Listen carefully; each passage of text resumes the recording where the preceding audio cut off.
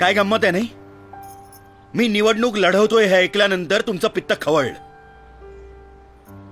का? हक्क आहे मला. बाबासाहेब आंबेडकरांनी घटनेत मला अधिकार दिलाय. तो खुनी, दरोडेखोर, स्मगलर्स हे तुम्हाला खासदार आमदार म्हणून चालतात, पण एक प्रामाणिक मराठी माणूस आज राजकारणात जातोय असं म्हटल्यानंतर जणू काय मी तुम्हाला नरकात आणि मसणात घेऊन चाललोय अशी प्रतिक्रिया का? या देशात म्युनिसिपालिटीत नोकरी करणारा शिपाई सुद्धा 12वी पास लागतो, पण राज्याची धुरा सांभाळणाऱ्या राजकारण्यांना शिक्षणाची अट नाही. नाही नाही नाही नाही, मी साक्षर निरक्षर या वादात जात नाहीये, पण एके ठिकाणी साक्षरतेच्या नावाखाली कोट्यवधी रुपये खर्च करायचे आणि दुसरीकडे निरक्षर उमेदवाराला लोकशाहीच्या नावाखाली सूट द्यायची. या सगळ्याची चीड न येण्या इतके शंड आहोत का आपण? राजकारण हा बदमाशांचा शेवटचा अड्डा हे आपण मान्यच केलेलं आहे, पण राजकारण हा बदमाशांचा अड्डा कोणामुळे झाला याचा कधी विचार केलाय? राजकारणी चोर, लाचखाऊ, भ्रष्टाचारी, उन्मत्त असं आपणच ओरडणार आणि पुन्हा पुढल्या खेपेला आपणच त्यांना निवडून देणार. आम्ही मतदान करायला कधी सोडून दिलंय? म्हणूनच तुम्ही जबाबदार आहात आजच्या राजकीय स्थितीला.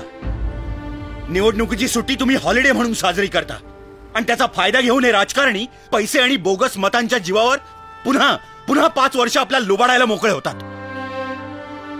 प्रत्येक नगरसेवक, आमदार, खासदार हे तुमच्या प्रश्नांची उत्तरं द्यायला बांधील आहेत, पण आपल्यापैकी किती जण त्यांना त्यांच्या कृत्याचा जाब विचारतात?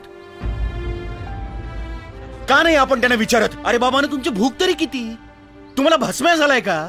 किती खाल? अहो कळत नाही का तुम्हाला? अहो काढून काढून गाईचं दूध संपेल, पण हे तर आता बैलाचं दूध काढत सुटलेत. देखो देखो सुनो, कोथिंबिरीची जुडी सुद्धा पारखून घेणारे आपण राजकारणाच्या बाबतीत इतके गाफील का?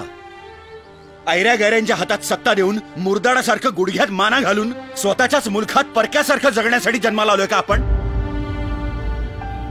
माझी राजकारणात यायची पात्रता नाही हे मी जाणतो, पण आज तुम्हा लोकांना इथे एकत्र करण्यासाठी मला असं खोटं बोलावं लागलं. मैं बोला ना अच्छा आदमी है. आज एकच सांगतो, जागे व्हा.